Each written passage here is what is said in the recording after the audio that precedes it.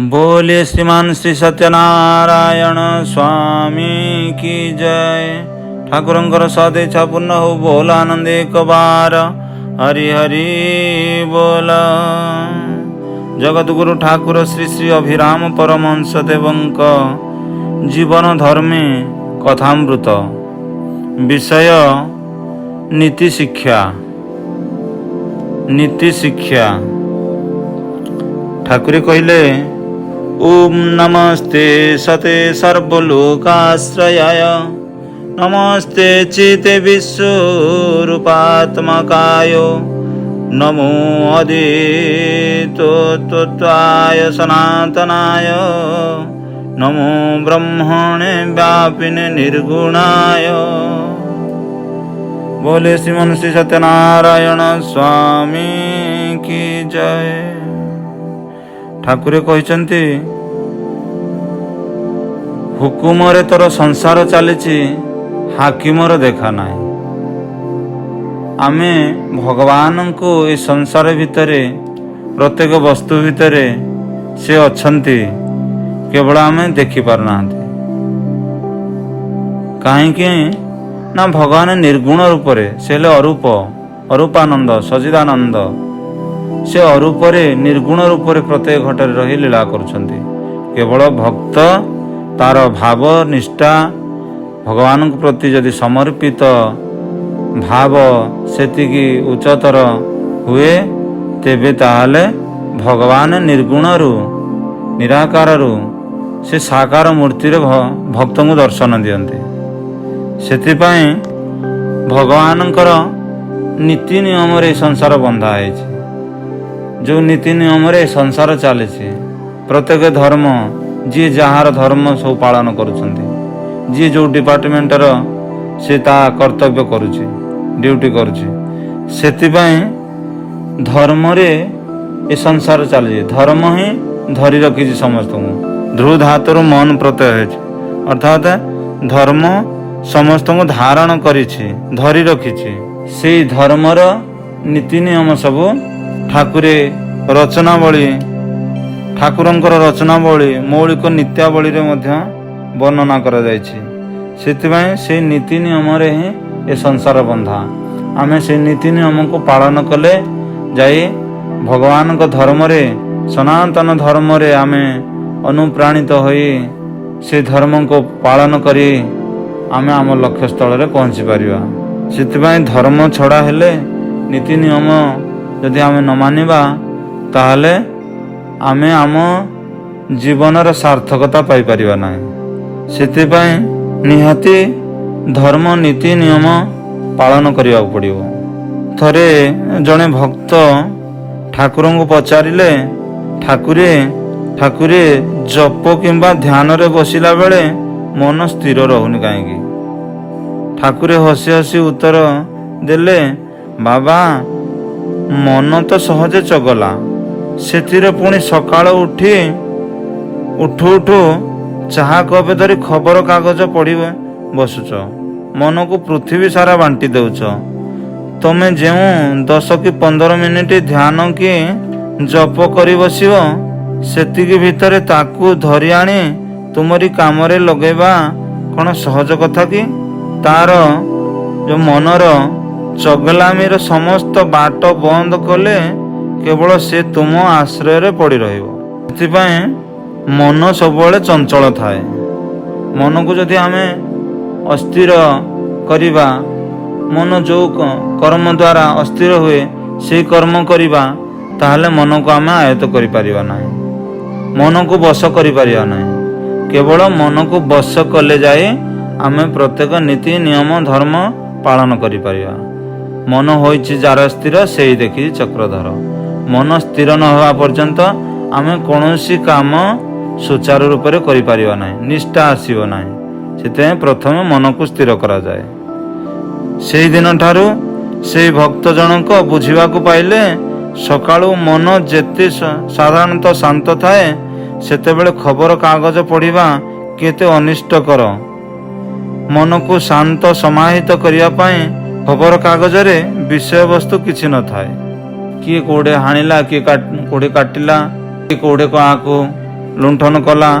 ନାନା ପ୍ରକାର ଦେଶ ବିଦେଶର କଥା, ସମାଜର କଥା ଏମିତି ଅନେକ ଅଛି, ତାହା ବି ଦରକାର। ହେଲେ ସୁଦ୍ଧା ଆମେ କେଉଁ ସମୟରେ କେଉଁ କର୍ମ କରିବା, ସେଇ କଥା ଆମେ ହିଁ ନୀତି ନିୟମ ଧର୍ମ ଶିକ୍ଷା ପ୍ରଣାଳୀରୁ ହିଁ ଆମେ ଜାଣିପାରିବା। ସେଥିପାଇଁ ଠାକୁର କହିଛନ୍ତି, ବ୍ରାହ୍ମ ମୁହୂର୍ତ୍ତରୁ ଯେ ଉଠି କରିପାରେ ସ୍ମରଣ, ସର୍ବ ପାପ ସେହୁ ତରଇ ଲଭେ ମୋର ଚରଣ। ସେଥିପାଇଁ ଆମେ ଉଠିବା ଯେତେବେଳେ ବ୍ରାହ୍ମ ମୁହୂର୍ତ୍ତ, ରାତି 3 ହେଉ ବା 4 ହେଉ ବା ଅତି ବେଶୀରେ 5 ହେଉ, ଏଇ ଭିତରେ ଆମେ ଉଠି ପ୍ରଭୁଙ୍କୁ ଚିନ୍ତା କରିବା, ଟିକେ ଧ୍ୟାନରେ ବସିବା, ପ୍ରଭୁଙ୍କୁ ଟିକେ ସ୍ମରଣ କରିବା। କାହିଁକିନା ସେହି ସମୟରେ ପରିବେଶ ଶାନ୍ତ ଥାଏ, ପ୍ରକୃତି ସ୍ଥିର ଥାଏ, କୌଣସି ମାୟା ବିଷୟର ଶକ୍ତି ପ୍ରଭାବ ଅତ୍ୟଧିକ ନଥାଏ, ସବୁବେଳେ ବ୍ରାହ୍ମ ମୁହୂର୍ତ୍ତ ଶାନ୍ତ ଥାଏ। ସେଥିପାଇଁ ସେହି ସମୟରେ ମନ ସ୍ଥିର ଥାଏ। ସେହି ମନ ସ୍ଥିର ସମୟରେ ହିଁ ପ୍ରଭୁଙ୍କର ଆମେ କ୍ଷଣିକ ମାତ୍ର ହେଉ, 5 ମିନିଟ୍ ହେଉ, 10 ମିନିଟ୍ ହେଉ କି ଅଧଘଣ୍ଟେ ହେଉ, ପ୍ରଭୁଙ୍କୁ ଯଦି ଆମେ ଚିନ୍ତା କରିପାରିବା, ତାହେଲେ ସେଇ ଯେଉଁ କ୍ଷଣିକ ସମୟ ପ୍ରଭୁଙ୍କର ଚିନ୍ତା ଚେତନା ଆମ ଦିନ ଯାକ ଆମକୁ ଭଲ କର୍ମରେ ନିୟୋଜିତ କରିପାରିବା। ଆମେ ମନକୁ ଠିକ ଭାବରେ ପରିଚାଳନା କରିପାରିବା। ତାହେଲେ ସେ ବ୍ରାହ୍ମ ମୁହୂର୍ତ୍ତରେ ଉଠି ପ୍ରଭୁଙ୍କୁ ଟିକେ ଚିନ୍ତା କରିବା, ଧାରଣା କରିବା ଗୁରୁ ସୂତ୍ରକୁ ଧରି, ତାହେଲେ ପ୍ରଭୁଙ୍କର ଆରାଧନା ହିଁ ପ୍ରଥମେ ଦରକାର। ଆଧ୍ୟାତ୍ମିକ ଚିନ୍ତା ପ୍ରଥମେ ଦରକାର। ଆଧ୍ୟାତ୍ମିକ ଚିନ୍ତା ଥିଲେ ଆମ ଜୀବନ, ଆମ ଜୀବନ ଯାତ୍ରା, ଆମର ଜୀବନ ସମସ୍ୟାକୁ ଆମେ ଠିକ ଭାବରେ ସମାଧାନ କରିପାରିବା, ପରିଚାଳନା କରିପାରିବା। ସେଥିପାଇଁ ବ୍ରାହ୍ମ ମୁହୂର୍ତ୍ତରୁ ପ୍ରଭୁଙ୍କର ଚିନ୍ତା, ପ୍ରଭୁଙ୍କର ସ୍ତୁତି ଜଣାଣ, ପ୍ରଭୁଙ୍କର ଆରାଧନା ଏକାନ୍ତ କାମ୍ୟ। ସେଥିପାଇଁ ଠାକୁରେ ସୁନ୍ଦର ଠାକୁରଙ୍କ ରଚନାବଳୀରେ ମଧ୍ୟ ଏହି ଧର୍ମ ବିଷୟରେ, ସନାତନ ଧର୍ମ, ଏ ସୃଷ୍ଟିରେ ଭଗବାନ ହେଲେ ସନାତନ ସ୍ୱରୂପ, ସନାତନ ଧର୍ମ ହିଁ ଠାକୁର ପ୍ରଚାର କରିଛନ୍ତି। ଠାକୁର ସେଥିପାଇଁ ଶ୍ରୀକୃଷ୍ଣ ସ୍ତବରେ କହିଛନ୍ତି, ନିର୍ଗୁଣ ନିତ୍ୟର ଅର୍ଥ ଅଟେ ସନାତନ, ତେଣୁ ସନାତନ ଧର୍ମ ତୁମ୍ଭେ ଭଗବାନ। ଯେଉଁ ନିର୍ଗୁଣ ଶାଶ୍ୱତ ନିରଞ୍ଜନ ଅଦ୍ୱିତୀୟ ପରମ ବ୍ରହ୍ମ ହିଁ ହେଲେ ସନାତନ ସ୍ୱରୂପ। ଏ ସନାତନ ଧର୍ମର ନୀତି ନିୟମ ଠାକୁର ମଧ୍ୟ ରଚନାବଳୀରେ ମୌଳିକ ନିତ୍ୟାବଳୀ ଭାବରେ ପୁଙ୍ଖାନୁପୁଙ୍ଖ ଭାବରେ ସୁଚାରୁ ରୂପରେ ଠାକୁର ବୁଝେଇ ଦେଇଛନ୍ତି। ସେଥିପାଇଁ ସେ ନିତ୍ୟାବଳୀ କି ଆମେ ପ୍ରତ୍ୟେକ ଦିନ ପାଠ କରିବାର ଅଛି। ଆମ ଜୀବନଚର୍ଯ୍ୟାରେ, ଆମ ଜୀବନ ପ୍ରତ୍ୟେକ ମୁହୂର୍ତ୍ତରେ, ଦିନଚର୍ଯ୍ୟାରେ ସେ ନିତ୍ୟାବଳୀକୁ ହିଁ ଆମ କର୍ମରେ, ଅନୁଭବରେ ଆଣିବାର ଅଛି। ସେ ନିତ୍ୟାବଳୀକି ଆମେ ଯଦି ପ୍ରତ୍ୟେକ ଦିନ କରୁଥିବା, ତାହେଲେ ଆମ କର୍ମରେ ନିଷ୍ଠା ଆସିବ, ଆମ ପ୍ରତ୍ୟେକ କର୍ମରେ ସଂସ୍କାର ଆସିବ। ଆଉ ଯଦି ଆମେ ସେଇ ନୀତି ନିୟମକୁ, ପ୍ରଭୁଙ୍କର ଧାରାକୁ, ଧର୍ମକୁ ଯଦି ଆମେ ପାଳନ ନ କରିପାରିବା, ତାହେଲେ ଆମ ଜୀବନ ସୁଚାରୁ ରୂପରେ, ଶୃଙ୍ଖଳିତ ଭାବରେ ଆମେ ପରିଚାଳନା କରିପାରିବା ନାହିଁ। ଆମ ଜୀବନର ଲକ୍ଷ୍ୟ ପୂର୍ଣ୍ଣ ହେବ ନାହିଁ। ସେଥିପାଇଁ ସେ ନିତ୍ୟାବଳୀକି, ସେ ପ୍ରଭୁଙ୍କର ନୀତି ନିୟମ ଧର୍ମକୁ ଆମେ ଯଦି ପାଳନ କରିବା, ତାହେଲେ ଆମ ଜୀବନଟା ଶୃଙ୍ଖଳିତ ହେବ।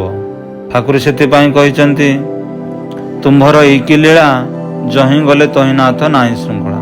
ସୃଷ୍ଟିର ଇଏ ହେଉଛି ଏ କ୍ଷେତ୍ର, ସେୟା ଏ କ୍ଷେତ୍ର ହିଁ ବିଶୃଙ୍ଖଳା ହେବ, ନାନା ପ୍ରକାର ସମସ୍ୟା ଆସିବ। କିନ୍ତୁ ଧର୍ମ ନୀତି ଶିକ୍ଷା ଅଛି, ଧର୍ମ ଧାରା ଅଛି। ଯେଉଁ ଧାରା ହିଁ ଏ ସଂସାର ବିଷ୍ଣୁ ମାୟା, ଯେଉଁ ସଂସାର ବିଷୟ ଜଞ୍ଜାଳ, ସେଇ ଜଞ୍ଜାଳକୁ ଆମେ କେମିତି ପ୍ରଭୁଙ୍କର ପ୍ରୀତ୍ୟାର୍ଥେ, ଭଗବାନଙ୍କ କର୍ମ ଭାବେ ଶୃଙ୍ଖଳିତ ଭାବରେ, ପରିମାର୍ଜିତ ଭାବରେ, ସଂସ୍କାରିତ ଭାବରେ ଆମ ଜୀବନଚର୍ଯ୍ୟାକୁ ପରିଚାଳନା କରିବା। ସେଥିପାଇଁ ଠାକୁରେ ମୌଳିକ ନିତ୍ୟାବଳୀ ଲେଖିଛନ୍ତି। ସେ ନିତ୍ୟାବଳୀ ପ୍ରଥମେ ଈଶ୍ୱର ସଗୁଣ ଓ ନିର୍ଗୁଣ ବୋଲି ବିଶ୍ୱାସ କରିବା। କାହିଁକି ନା ଆମ ମନ ଭିତରେ ଆସେ କିଛି ନିର୍ଗୁଣ ଉପାସକ, ନାଇଁ ଏଇ ପୂଜା ପାଠ ଫଟୋ ମୂର୍ତ୍ତି ଏ କିଛି ଏହାର ମୂଲ୍ୟ ନାହିଁ। କେବଳ ଭଗବାନ ନିରାକାର ନିର୍ଗୁଣ ପୁରୁଷୋତ୍ତମ, ତାଙ୍କର ରୂପରେଖ ନାହିଁ। କିନ୍ତୁ କିଛି ପୁଣି ସଗୁଣବାଦୀ କୁହନ୍ତି ପ୍ରଭୁଙ୍କର ତ ରୂପ ନାହିଁ, ନାମ ନାହିଁ, ତାହେଲେ କାହା ସହିତ କାହା ସହିତ ଆମେ ଲୀଳା କରିବା, କାହା ସହିତ ଆମେ ଭାବ ଲାଭ କରିବା। ସେଥିପାଇଁ ଭଗବାନଙ୍କର ରୂପ ଅଛି, ଗୁଣ ଅଛି। ସେ ନିର୍ଗୁଣରୁ ସଗୁଣ ହୁଅନ୍ତି, ଅବତାରୀରୁ ଅବତାର ହୁଅନ୍ତି ଏ ମାନବୀୟ ଲୀଳା କରିବା ପାଇଁ। ଏ ମର୍ତ୍ତ୍ୟ ଲୋକରେ, ଏ ଧରାଧାମରେ, ଏ ଜଗତରେ ଭଗବାନ ଲୀଳା କରିବା ପାଇଁ ସେ ନିର୍ଗୁଣରୁ ଗୁଣ ହୋଇଛନ୍ତି, ଅରୂପରୁ ରୂପ ହୋଇଛନ୍ତି, ନିରାକାରରୁ ସାକାର ହୋଇଛନ୍ତି। ସେଥିପାଇଁ ଆମେ ଠାକୁରଙ୍କର ଫଟୋ ହଉ ମୂର୍ତ୍ତି ହଉ ପୂଜା କରୁଛନ୍ତି। ଆମେ ଭାବୁଛନ୍ତି ଯେ କ'ଣ ଫଟୋ ମୂର୍ତ୍ତିରେ ଅଛି, ଭଗବାନ ତ କିଛି କହୁନାହାନ୍ତି, କିଛି ଆମ କଥା ବୁଝୁନାହାନ୍ତି, ଆଉ ତାହେଲେ ଆର କିଛି ଆମେ ମର୍ଯ୍ୟାଦା ବୁଝିପାରୁନାହାନ୍ତି, ତତ୍ତ୍ୱ ବା ଜ୍ଞାନ ଆମେ ବୁଝିପାରୁନାହାନ୍ତି। କିନ୍ତୁ ଠାକୁରେ କହିଲେ ରୂପରୁ ନେଇଣ ଅରୂପରେ ଦିଅ ଅରୂପ ରୂପ ଭିତର। ରୂପରୁ ନେଇଣ ଅରୂପରେ ଦିଅ ଅରୂପ ରୂପ ଭିତର। ଭଗବାନ ନିର୍ଗୁଣ, ସନାତନ ହିଁ ନିର୍ଗୁଣ ଅରୂପାନନ୍ଦ। କିନ୍ତୁ ମାନବୀୟ ଲୀଳା କରିବା ପାଇଁ ଭଗବାନ ନିରାକାରରୁ ସାକାର ହୋଇଛନ୍ତି, ରୂପ ହୋଇଛନ୍ତି, ଗୁଣ ହୋଇଛନ୍ତି। ସେଥିପାଇଁ ଆମେ ଯେଉଁ ଠାକୁରଙ୍କ ମୂର୍ତ୍ତି ବା ଫଟୋ ପୂଜା କରୁଛନ୍ତି, ସେଇ ଫଟୋ ଭିତରେ ହିଁ ରୂପରୁ ନେଇଣ ଅରୂପରେ ଦିଅ। ଆମେ ଯେଉଁ ରୂପରେ ପୂଜା କରୁଛନ୍ତି ସେଇ ରୂପରୁ ନେଇଣ ଅରୂପରେ ଦିଅ ଅରୂପ ରୂପ ଭିତର। ସେଇ ଅରୂପାନନ୍ଦ ପୁରୁଷୋତ୍ତମ ସେଇ ରୂପରେ ହିଁ ଅଛନ୍ତି, ସେଇ ମୂର୍ତ୍ତି ଭିତରେ ଅଛନ୍ତି। ଭଗବାନ ବ୍ରହ୍ମ ଅତ୍ର ତତ୍ର ସର୍ବତ୍ର ବିଦ୍ୱାନ, ଯହିଁରେ ନାମ ତହିଁ ବ୍ରହ୍ମ ଏକଥା କି କରିବାନ। ପ୍ରତ୍ୟେକ ଘଟରେ ଅଛନ୍ତି, ସେଇ ଫଟୋରେ ମଧ୍ୟ ସେଇ ମୂର୍ତ୍ତିରେ ମଧ୍ୟ ପ୍ରଭୁ ଅଛନ୍ତି। କେବଳ ଭକ୍ତର ଏକାଗ୍ରତା ନିଷ୍ଠା ଜାତ ହେଲେ ଭଗବାନ ନିର୍ଗୁଣରୁ ସାକାର ମୂର୍ତ୍ତି ହୋଇ ଭକ୍ତଙ୍କୁ ଦର୍ଶନ ଦିଅନ୍ତି। ସେଥିପାଇଁ ପ୍ରଭୁଙ୍କ ପ୍ରତି ସେଇ ଫଟୋ ମୂର୍ତ୍ତି ପ୍ରତି ଆମେ ଯଦି ବାସ୍ତବରେ ଜୀବନ୍ତ ଭାବରେ ଆମେ ପ୍ରଭୁ ବସିଛନ୍ତି, ପ୍ରଭୁ ହସୁଛନ୍ତି, ପ୍ରଭୁଙ୍କୁ ମୁଁ ଯାହା ଦଉଛି ପ୍ରଭୁ ଗ୍ରହଣ କରୁଛନ୍ତି, ଆମେ ଜୀବନ୍ତକୁ ଯେମିତି ଭାବୁଛନ୍ତି, ତାଙ୍କ ପ୍ରତି ଯେମିତି କର୍ମନିଷ୍ଠା ଥାଏ, ଭାବନା ଥାଏ, ସେହିପରି ତାଙ୍କ ପ୍ରତି ମଧ୍ୟ ଆମର ଯଦି ଭାବନା ଜୀବନ୍ତ ହେଇପାରିବ, ତାହେଲେ ଭଗବାନଙ୍କର କୃପା ଲାଭ କରିପାରିବା, ଭଗବାନଙ୍କର ଦର୍ଶନ ପାଇପାରିବା। ଏ ସବୁ କିଛିର ମୂଳ ହେଲା ଜ୍ଞାନ। ସେଇ ଜ୍ଞାନକୁ ଆମେ ଅର୍ଜନ କରିବା। ଜ୍ଞାନକୁ ଅର୍ଜନ କଲେ ତାହେଲେ ଆମେ ପ୍ରତ୍ୟେକ କାର୍ଯ୍ୟ ସୁଚାରୁ ରୂପରେ କରିପାରିବା। ତାପରେ ଦ୍ୱିତୀୟରେ ଠାକୁରେ କହିଛନ୍ତି ପ୍ରଭୁଙ୍କ ଶ୍ରୀପାଦରେ ଶରଣାପନ୍ନ ହେବା। ପ୍ରଭୁଙ୍କ ପାଦ ପଦ୍ମରେ ଆମେ ସବୁବେଳେ ଶରଣାପନ୍ନ, ଗର୍ବ କରିବାନି, ଅହଙ୍କାର କରିବାନି, ସବୁବେଳେ ଆମେ ନତମସ୍ତକ ହୋଇ ପ୍ରଭୁଙ୍କ ଚରଣରେ ଥିବା। ସେଥିପାଇଁ ଠାକୁର କହିଛନ୍ତି ଜୀବ ବ୍ରହ୍ମ ଜଣାଉଛି ପରମ ବ୍ରହ୍ମ ପାଦାବ୍ଜରେ, ଯେତେ ଉଚ୍ଚ ହେଲେ ଯିବ ଥାଏ ତ ପଦରଜରେ। ସେଥିପାଇଁ ଆମେ ପ୍ରଭୁଙ୍କ ପାଦ ପଦ୍ମରେ ସବୁବେଳେ ଶରଣାପନ୍ନ ଭାବ ରଖିବାର ଅଛି। ତାପରେ ସେ ଶରଣାପନ୍ନର 6ଟି ମଧ୍ୟ କାରଣ ଅଛି। ତାପରେ ସର୍ବଦା ପ୍ରଭୁଙ୍କୁ ଉପାସନା କରିବା, ଅର୍ଥାତ ଭଗବାନଙ୍କୁ ଆମେ ଜଡ଼ ହେଉ ବା ଚେତନ ହେଉ, ଯେକୌଣସି ପଦାର୍ଥକୁ ଆମେ ପୂଜା କରୁଛନ୍ତି, ଉପାସନା କରୁଛନ୍ତି, ସବୁ ସେଇ ପରମ ବ୍ରହ୍ମଙ୍କର ସ୍ୱରୂପ ଜ୍ଞାନ କରି ଆମେ ଉପାସନା କରିବା, ପୂଜା ପାଠ କରିବା। ତାପରେ ସର୍ବଦା ସତ୍ୟ କହିବା, ଆମେ ସବୁବେଳେ ସତ୍ୟବାଦୀ ହେବା। ଆମ ବଚନ କୁହାଯାଇଛି ଜୀବନ ଚାଲିଯାଉ ପଛେ ବଚନ ଥାଉ। ସେଥିପାଇଁ ଆମେ ସବୁବେଳେ ସତ୍ୟବାଦୀ ହେବାର ଅଛି। ତାପରେ ଅହିଂସା ନୀତି ପାଳନ କରିବା, ଅର୍ଥାତ ଆମେ କାହାରି ପ୍ରତି ହିଂସା ଆଚରଣ କରିବା ନାହିଁ, ଅହିଂସା ଧର୍ମ ନୀତିକି ପାଳନ କରିବା। କାହିଁକି ନା ଏ ସଂସାରରେ ଅହିଂସା ଧର୍ମ ପାଳନ କରିବାକୁ ହେଲେ ପ୍ରଥମେ ଆମେ ଯେତେ ଦେଖୁଛନ୍ତି କୁହାଯାଇଛି ଛପନା କୋଟି ଜୀବ। ଏ ଛପନା କୋଟି ଜୀବ ବିଭିନ୍ନ ପ୍ରକାର, କିନ୍ତୁ ତାଙ୍କ ଭିତରେ କେବଳ ଜଣେ ଆତ୍ମା ବା ବ୍ରହ୍ମ, ଏକ ବ୍ରହ୍ମ ଦ୍ୱିତୀୟ ନାସ୍ତି। ପ୍ରତ୍ୟେକ ଘଟରେ ଏକ ବ୍ରହ୍ମ ଅଛି, ସେ କେବଳ ଦୁଇ ଭାଗରେ ବିଭକ୍ତ, ଜୀବାତ୍ମା ପରମାତ୍ମା। ଖେଳ କରିବା ପାଇଁ ଜୀବାତ୍ମା ପରମାତ୍ମା ପ୍ରତ୍ୟେକ ଘଟରେ କେବଳ ଆତ୍ମା ଏକ ବିଦ୍ୟମାନ। ସେଥିପାଇଁ ନିଜକୁ ନିଜେ ଆମେ କିପରି ହିଂସା କରିବା, ଏହି ଜ୍ଞାନ କେବଳ ଯଦି ଆମ ଭିତରେ ଆସିପାରିବ ତାହେଲେ ହିଂସା ଆମେ କରିପାରିବା ନାହିଁ। ତାପରେ ସର୍ବଜୀବରେ ଦୟା ସ୍ଥାପନ କରିବା। ସେଥିପାଇଁ ଦୁଃଖରେ ହେଉ ବା ସୁଖରେ ହେଉ ଅନ୍ୟମାନଙ୍କୁ ଆମେ ଦୟା ଭାବ ପ୍ରଦାନ କରିବା। ପ୍ରତ୍ୟେକ ଘଟରେ ପ୍ରଭୁ ଅଛନ୍ତି ବୋଲି ଜ୍ଞାନ କରି ଆମେ ସମସ୍ତଙ୍କୁ ଦୟା ଭାବ ରଖିବାର ଅଛି। ତାପରେ ବିମଳ ଆନନ୍ଦ ଭୋଗ କରିବା। ସବୁବେଳେ ଆନନ୍ଦ, ଅଳ୍ପ ହେଉ ବା ବହୁତ ହେଉ, ଆମେ ସବୁବେଳେ ଶୂନ୍ୟ ଚିନ୍ତା, ପ୍ରଭୁ ଆମକୁ ଅଳ୍ପ ଦିଅନ୍ତୁ ବା ବେଶୀ ଦିଅନ୍ତୁ, ଯାହା ଦେଲେ ସେଥିରେ ଖୁସି ହେବା ବା ଆନନ୍ଦ ହେବା, ହେଲେ ପ୍ରତ୍ୟେକ ଆମ ଜୀବନଟା ଆନନ୍ଦମୟ ହୋଇପାରିବ। ତାପରେ ପରମାତ୍ମାଙ୍କ ପ୍ରତି ଶ୍ରଦ୍ଧା ସ୍ଥାପନ କରିବା। ଭଗବାନଙ୍କ ପ୍ରତି ଆମର ଶ୍ରଦ୍ଧା ଥିବାର ଅଛି। ଶ୍ରଦ୍ଧା ଥିଲେ ଶ୍ରଦ୍ଧାଭାବ ସାର, ଶ୍ରଦ୍ଧାଭାବ ସାର। ଯଦି ଆମର ଶ୍ରଦ୍ଧା ନଥିବ, ଶ୍ରଦ୍ଧା ନଥାଏ ଅନ୍ତର୍ଗତେ, ତାହା ମୁଁ ଛୁଇଁବି କେମିତି? ଠାକୁର କହିଲେ, ଯଦି ଶ୍ରଦ୍ଧା ନଥାଏ, ଭକ୍ତ ଯଦି ପର୍ବତ ପ୍ରମାଣ ଦିଏ, ସୁବର୍ଣ୍ଣ ଢାଳି ଦିଏ ମଧ୍ୟ ମୁଁ ଛୁଇଁବି ନାହିଁ। କେବଳ ଯଦି ଶ୍ରଦ୍ଧା ଥିବ, ସ୍ନେହ, ପ୍ରେମ, ଭଲ ପାଇବା, ମମତା ଥିବ, ତାହେଲେ ମୁଁ ଗ୍ରହଣ କରିବି। ସେଥିପାଇଁ ଶ୍ରଦ୍ଧା ଥିବାର ଅଛି। ତାପରେ ଆତ୍ମସମର୍ପଣ, ଅର୍ଥାତ୍ ଭଗବାନଙ୍କ ପଦପଙ୍କଜରେ ସମ୍ପୂର୍ଣ୍ଣ ଭାବେ ଆମେ ଆତ୍ମସମର୍ପଣ କରିବାର ଅଛି। ଯେମିତି ଗୀତାରେ କୁହାଯାଇଛି, ଅର୍ଜୁନକୁ ଭଗବାନ ଶ୍ରୀକୃଷ୍ଣ କହିଲେ, ଅନେକ ମାର୍ଗ ସବୁ ବତେଇଲେ, ଯୋଗ, କର୍ମ, ଭକ୍ତି, ପ୍ରେମ, ଜ୍ଞାନ ସବୁ ମାର୍ଗ। ଶେଷରେ ସର୍ବଧର୍ମାନ ପରିତ୍ୟଜ୍ୟ ମାମେକଂ ଶରଣଂ ବ୍ରଜ, ଅର୍ଥାତ୍ ଆତ୍ମସମର୍ପଣ।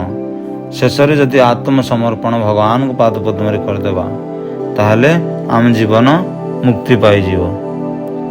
ତାପରେ ନିଷ୍କାମ କର୍ମ ଅନୁଷ୍ଠାନ, ଅର୍ଥାତ୍ ଆମେ କାମନା ଦ୍ୱାରା, ଆମେ କାମନା କରି ଗୋଟେ ବ୍ୟବସାୟ କରୁଛନ୍ତି କି ଅନେକ ସାଧନା କରୁଛନ୍ତି କି ପ୍ରଭୁଙ୍କର ସେବା ପୂଜା କରୁଛନ୍ତି, ବିଭିନ୍ନ କାମନା ନେଇକିନି। ଯଦି କାମନା ପୂର୍ଣ୍ଣ ହେଲା ତ ତାହେଲେ ଭଗବାନଙ୍କ ପିତାର୍ଥ ଆମର ସେବା ରହୁଛି, କର୍ମ ରହୁଛି। ନହେଲେ ଯଦି ଭଗବାନଙ୍କ ଆମର କିଛି ପୂର୍ଣ୍ଣ ହେଲା ନାହିଁ, ତାହେଲେ ଆମେ ଭଗବାନଙ୍କୁ ଭୁଲି ଯାଉଛନ୍ତି। ଏ ହେଉଛି କାମନା। ସେଥିପାଇଁ କେବଳ ନିଷ୍କାମ ଯଦି କରିବା, ତାହେଲେ ଆମେ ଆମ କର୍ମରେ ନିଷ୍ଠା ବା ଫଳ ସ୍ୱରୂପ ଯାହା କିଛି ଆମେ କର୍ମ କଲେ, ସେ କର୍ମର ଫଳକୁ ଭଗବାନଙ୍କୁ ଯଦି ସମର୍ପଣ କରିଦେଇପାରିବା, କେବଳ ମୋର କର୍ମ ଦରକାର ପ୍ରଭୁ, କିନ୍ତୁ ଫଳ ନାହିଁ, ତାହେଲେ ସେ ନିଷ୍କାମ କର୍ମ ଅନୁଷ୍ଠାନ କଲେ ଭଗବାନ ଖୁସି ହେବେ। ଯାହାର କର୍ମ ତାର ଫଳ, ପୁଞ୍ଜୁ ଥାଏ ନାଥ, ଅଭିରାମ ବାଇ କହେ ମୁଁ ନିମିତ୍ତ ମାତ୍ର, ଅର୍ଥାତ୍ ମୁଁ ନିମିତ୍ତ ପ୍ରଭୁ, ଆପଣଙ୍କର ଫଳ ମୋର କେବଳ କର୍ମ। ତାପରେ ସମସ୍ତ କର୍ମ ଧର୍ମାନୁମୋଦିତ ହେବାର ଅଛି। ଆମେ ଯାହା ସବୁ କର୍ମ କରୁଛନ୍ତି, ଧର୍ମ ଧାରା, ଧର୍ମର ନୀତି ନିୟମ ଧାରା ଅନୁସାରେ ଆମେ କରିବାର ଅଛି। ଆଉ ମନ ଇଚ୍ଛା କିଛି କଲେ ହେବନି। ସତ୍ୟ ଅସତ୍ୟ ବିଚାର କରିବାର ଅଛି। ତା ବୋଲି ମନ ଇଚ୍ଛାରେ ପାପ, ଅସତ୍ୟ, କୁକର୍ମ କଲେ କ'ଣ ଆମେ ଧର୍ମ ମାର୍ଗରେ ଯାଇପାରିବା ନାହିଁ। ସେଥିପାଇଁ ଧର୍ମ ଅଧର୍ମକୁ ବିଚାର କରି କର୍ମ କରିବା। ତାପରେ ବେଦ ଅଧ୍ୟୟନ ବା ଶ୍ରବଣ କରିବା। ବେଦ ହିଁ ସୃଷ୍ଟିର ମୂଳ ଜ୍ଞାନ, ବେଦ ହିଁ ଆମର ଧର୍ମଗ୍ରନ୍ଥ, ତାଙ୍କୁ ଆମେ ଅଧ୍ୟୟନ କରିବାର। ତାପରେ ପରୋପକାର ସାଧନ କରିବା, ଅର୍ଥାତ୍ ଆମେ ସମାଜର କଲ୍ୟାଣ ମଙ୍ଗଳ ସାଧନ କରିବା। ତାପରେ ସମସ୍ତଙ୍କ ସହିତ ପ୍ରୀତି ବ୍ୟବହାର କରିବା, ସର୍ବଜନ ପ୍ରିୟ। ଭକ୍ତ 10 ଲକ୍ଷଣର ଶ୍ରେଷ୍ଠ ହେଲା ସର୍ବଜନ ପ୍ରିୟ। ସେ ସର୍ବଜନ ସମସ୍ତଙ୍କ ପ୍ରତି ସ୍ନେହ ପ୍ରେମ ରଖିବା। ତାପରେ ବିଦ୍ୟା ଚର୍ଚ୍ଚା କରିବା, ଅର୍ଥାତ୍ ଅବିଦ୍ୟା ବା ବିଦ୍ୟାର ବୃଦ୍ଧି କରିବା, ମାନେ ଆଧ୍ୟାତ୍ମିକ ଶିକ୍ଷା ଅର୍ଜନ କରିବା। ତାପରେ ସମସ୍ତଙ୍କ ଉନ୍ନତିରେ ନିଜର ଉନ୍ନତି କରିବା, ଅର୍ଥାତ୍ ନିଜେ ଖାଲି ଆପେ ବଞ୍ଚିଲେ ବାପର ନାଁ କୁହାଯାଇଛି। ମୁଁ କେବଳ ଭଲରେ ଥାଏ, ଅନ୍ୟମାନେ ଦୁଃଖରେ ଥାଉ, ଏ ଜିନିଷ ନାହିଁ। ଅର୍ଥାତ୍ ଜଣେ ଆମେ ଅନ୍ୟକୁ ଖାଇବାକୁ ଦେଇ ସେ ଯେଉଁ ଖୁସି ଅନୁଭବ ହେଲା ସେଇଥିରେ ଆମେ ମଧ୍ୟ ଖୁସି ହେବା। ସେ ଅନ୍ୟକୁ ଖୁଆଇ ଆମେ ନିଜେ ଖାଇବା, ଅନ୍ୟକୁ ଚଲାଇ ଆମେ ନିଜେ ଚାଲିବା, ହେଉଛି ସମସ୍ତଙ୍କର ଉନ୍ନତିରେ ନିଜର ଉନ୍ନତି। ତାପରେ ସାମାଜିକ ସର୍ବହିତକାରୀ ନିୟମ ପାଳନ କରିବା। ଆମ ସମାଜ, ଆମ ସମ୍ବିଧାନ ଅଛି, ସେ ସମ୍ବିଧାନକୁ ମାନି ଆମେ ଚାଲିବା। ତାପରେ ଉଦାରତା ଗୁଣ, ଆମେ ସବୁବେଳେ ଉଦାର ଭାବ ରଖିବା, ସଦା ସର୍ବଦା ଧରିବା। କୌଣସି ଧର୍ମକୁ ଘୃଣା କରିବା ନାହିଁ, କୌଣସି ମୂର୍ତ୍ତି ବା ଦେବାଦେବୀ କି ମଧ୍ୟ ଘୃଣା କରିବା ନାହିଁ, ମହାତ୍ମାମାନଙ୍କ ନିନ୍ଦା କରିବା ନାହିଁ। ସେଥିପାଇଁ ଉଦାରତା ଭାବ ରଖିବା। ତାପରେ କୃତଜ୍ଞତା ସମର୍ପଣ କରିବା, ଅର୍ଥାତ୍ କେହି ତୁମର ଉପକାର କଲେ ତାର ପ୍ରତ୍ୟୁପକାର କରିବା। ଆମର ଯଦି ଜଣେ କିଏ ଉପକାର କରିଛି ସେ ଉପକାରକୁ ଆମେ ମନେ ରଖିଥିବା, ସେଇ ଉପକାରର ଆମେ ପ୍ରତ୍ୟୁପକାର କରିବା, ତାର ଉପକାର ମଧ୍ୟ ଆମେ କରିବା। ତାପରେ ମୁଙ୍କାର ଶବ୍ଦ ସର୍ବଦା ପରିତ୍ୟାଗ କରିବା।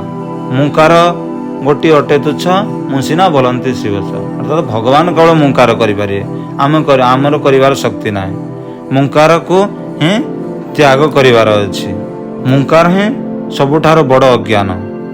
ତାପରେ ପ୍ରତିହିଂସାରୁ କ୍ଷାନ୍ତ ରହିବା, ଅର୍ଥାତ୍ ଯେମିତି କୁକୁର ଋଷି କାମୁଡ଼ିଲା ବୋଲି ଋଷି କ'ଣ କୁକୁରକୁ କାମୁଡ଼ିବ? ନୁହଁ। ସେହିପରି ଆମକୁ ଜଣେ ଯଦି ହିଂସା କଲା ଆମେ ତାଙ୍କୁ ପ୍ରତିହିଂସା ହେଉଛନ୍ତି। ଆମେ ସେଇ ପ୍ରତିହିଂସାରୁ ସବୁବେଳେ ଦୂରରେ ରହିବା। ସେଥିନିମିତ୍ତ ଆମେ ସଦାସର୍ବଦା ସଚେତନ ହେବା। ନିଜେ ନିଜର ଧର୍ମ ପଥରେ ଅବିଚଳିତ ଭାବେ ଆମେ ରହିବାର ଅଛି, କାହାର କ୍ଷତି ଘଟାଇବାର ନାହିଁ। ତାପରେ ଶ୍ରୀ ଗୁରୁଦେବ ଓ ତାଙ୍କର ପୂଜା ଏବଂ ତାଙ୍କର ସଦୋପଦେଶାନୁଯାୟୀ ଈଶ୍ୱରଙ୍କ ନାମ ସ୍ମରଣ କରିବା, ଅର୍ଥାତ୍ ଆମକୁ ଯିଏ ମନ୍ତ୍ର ଉପଦେଶ ପ୍ରଦାନ କରିଛନ୍ତି, ଚିନ୍ମୟ ପଥ ପରିଷ୍କାର କରିଦେଇଛନ୍ତି, ସେ ଭକ୍ତି ବିଜୟ ହୃଦୟରେ ରୋପଣ କରିଛନ୍ତି, ସେଇ ଶ୍ରୀ ଗୁରୁଦେବ ସ୍ୱୟଂ ଗୁରୁଦେବ ପରମେଶ୍ୱର ମୂର୍ତ୍ତି ଭଗବାନ ପ୍ରେରିତ ଜଣେ ସଦୁପଦେଷ୍ଟ ଭାବି ଆମେ ତାଙ୍କୁ ପୂଜା କରିବା। ଈଶ୍ୱର ଜ୍ଞାନ ସେ ସ୍ୱୟଂ ପରମ ବ୍ରହ୍ମ ଜ୍ଞାନ କରି ଆମେ ଗୁରୁଙ୍କର ମୂର୍ତ୍ତିକି ହିଁ ପୂଜା କରିବା। ପ୍ରଭୁଙ୍କର ନାମ ଗୁଣ କୀର୍ତ୍ତନ ତାଙ୍କୁ ସ୍ମରଣ କରିବା। ତାପରେ ଶ୍ରୀ ସନାତନ ଧର୍ମର ନୀତି ବହିର୍ଗତ କର୍ମରୁ କ୍ଷାନ୍ତ ଏବଂ ପରମାତ୍ମାଙ୍କ ମନ୍ଦିରରେ ପରମାତ୍ମାଙ୍କ ପୂଜା କରିବା। ଯେମିତି କୁହାଯାଇଛି, ଭିକ ନ ଦିଅ ହେଲେ କାହାର ଥାଳ ଭାଙ୍ଗନି, ସେହିପରି ତମେ ଧର୍ମ ନ କରିପାର କିନ୍ତୁ ଅଧର୍ମ କର ନାହିଁ। ସେଥିପାଇଁ ସନାତନ ଧର୍ମର କୌଣସି ବହିର୍ଗତ କର୍ମ ଆମେ କରିବା ନାହିଁ, ଅର୍ଥାତ୍ ବିରୋଧରେ, ସନାତନ ଧର୍ମ ବିରୋଧରେ ଆମେ କୌଣସି କର୍ମ କରିବା ନାହିଁ। ତାପରେ ଶେଷରେ ପ୍ରାର୍ଥନା, କେବଳ ଭଗବାନ ପ୍ରୀତ ହୁଅନ୍ତି ପ୍ରାର୍ଥନାରେ। ଯେତେବେଳେ ଭଗବାନ ନୃସିଂହ ଅବତାର ହେଲେ, ହିରଣ୍ୟକଶିପୁକୁ ବିଦାରଣ କଲେ, ସେ ଭୀଷ୍ମ ରୂପରେ ଉଗ୍ର ରୂପରେ ଯେତେବେଳେ ପ୍ରକଟ ହେଲେ, ସେତେବେଳେ ତାଙ୍କ ପାଖକୁ କେହି ବି ଯାଇପାରିଲେ ନାହିଁ। କେବଳ ପ୍ରହ୍ଲାଦ ଭକ୍ତିପୂତ ପ୍ରାର୍ଥନା କଲେ। ପ୍ରାର୍ଥନା କରିବା ହେତୁ ଭଗବାନ ସନ୍ତୁଷ୍ଟ ହେଲେ, ଶାନ୍ତ ହେଲେ।